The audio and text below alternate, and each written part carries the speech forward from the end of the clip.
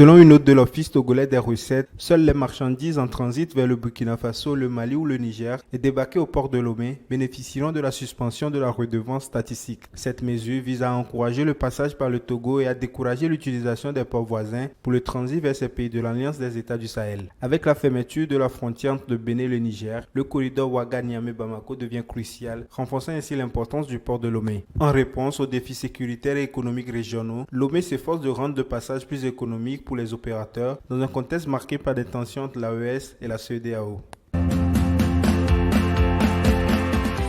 Scan Togo, la SNPT et WASEM sont les trois principaux contributeurs au budget national du Togo, représentant ensemble 85% des recettes des entreprises extractives en 2021. Scan Togo, filiale de Scansem International, se distingue en versant la moitié de cette somme, soit 11,16 milliards de francs CFA. La SNPT, détenue entièrement par l'État, arrive en deuxième position avec une contribution de 3,36 milliards de francs CFA en 2021, enregistrant une progression de 43% depuis 2017. Enfin, WASEM Togo clôture le trio avec 2,35 milliards de francs CFA, soit une part de 12%. Bien que le secteur extractif représente 1,4 du PIB en 2021, légèrement en baisse par rapport à l'année précédente, cette entreprise continue de jouer un rôle significatif dans l'économie togolaise. Le gouvernement kenyan a alloué environ 47 millions de dollars supplémentaires pour régler une partie des dettes de Kenya Airways, portant à 50% le montant total des dettes réglées par l'État. Ces fonds visent à stabiliser la situation financière de la compagnie aérienne qui a accumulé des dettes évaluées à 302 milliards de shillings kenyans. Malgré des annonces de perspectives prometteuses, les problèmes de trésorerie persistent, obligeant KQ à dépendre largement du soutien de l'État pour maintenir ses opérations. Les plans de restructuration, y compris la cession de la participation de l'État, ont été annoncés, mais leur mise en œuvre se fait toujours attendre. CIMAF Gabon, filiale de Siemens de l'Atlas, prévoit de construire sa troisième usine de clinker au Gabon avec un investissement estimé à 147,1 millions de dollars. Cette initiative vise à réduire les importations de clinker, augmenter la production de ciment à 1 million de tonnes par an et créer environ 2000 emplois directs et indirects. La nouvelle usine située à Meba dans la province de l'Estuaire permettra à CIMAF de répondre à la demande locale tandis que son expansion reflète l'engagement de l'entreprise envers le marché gabonais malgré les défis économiques récents, notamment le recul de la production de ciment en raison du ralentissement des activités dans le secteur de la construction.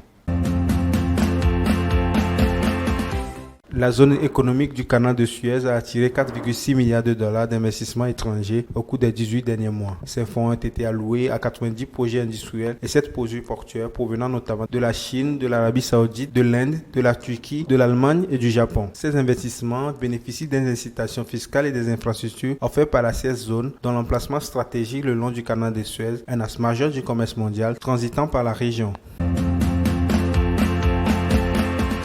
L'Égypte a récemment signé l'accord d'établissement du Fonds pour le développement des exportations en Afrique, une filiale d'Afreximbank dédiée à l'impact. En tant qu'actionnaire fondateur et pays hôte du siège d'Afreximbank, cette adhésion témoigne de l'engagement continu de l'Égypte à soutenir la vision d'Afreximbank et de FEDA pour catalyser le commerce intra-africain et le développement des exportations. Cette nouvelle ouvre des nouvelles perspectives pour renforcer les relations commerciales entre l'Égypte et d'autres nations africaines, élargissant ainsi le champ d'action de FEDA pour fournir des capitaux à long terme aux économies africaines en mettant l'accent sur l'industrialisation, le commerce intra-africain et les exportations à valeur ajoutée. Le président d'Afreximbank, le professeur Bénédicte Orama, a salué l'adhésion de l'Égypte, soulignant que cela permettra à FEDA de réaliser des investissements importants dans le pays.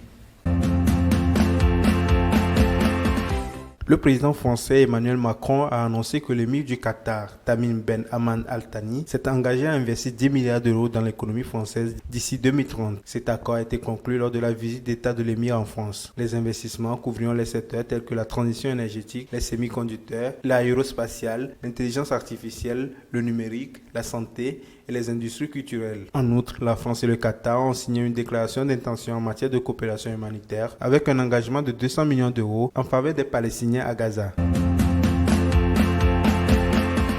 Les ministres des Finances du G20 se réunissent à Sao Paulo pour discuter des implications économiques des conflits en Ukraine et à Gaza. L'accent est mis sur le soutien financier à l'Ukraine face à l'invasion russe. Janet Yellen, Bruno Le Maire et Kristalina Georgieva font partie des participants, tandis que des propositions telles que l'utilisation d'actifs russes gelés pour financer l'effort de guerre ukrainien sont à l'étude.